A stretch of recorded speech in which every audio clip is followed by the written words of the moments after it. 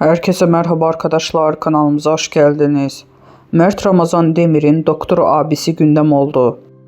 Afra Saraçoğlu ile bir dargın, bir barışık ilişkisinde sona erdiren Mert Ramazan Demir, özel hayatı ile adından çok söz ettirdi. Mert Ramazan Demir'in ailesi ve sosyal medyada çok merak ediliyordu. Demir'in doktor abisi Melik Demir ile kareleri ilgi odağı oldu. Afra Saraçoğlu ile yaşadığı çalkantılı aşkla gündemden düşmeyen Mert Ramazan Demir, özel hayatı kadar ailesi de merak konusu. Ünlü oyuncunun doktor abisi Melik Demir ile verdiği post sosyal medyada ilgi odağı oldu.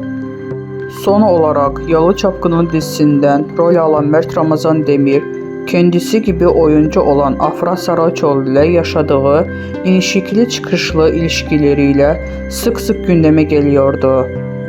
Ayrılık, barışma, kıskançlık krizleri ve ihanet iddialarıyla çalkantılı bir ilişki yaşayan ikili bir kez daha ayrıldı.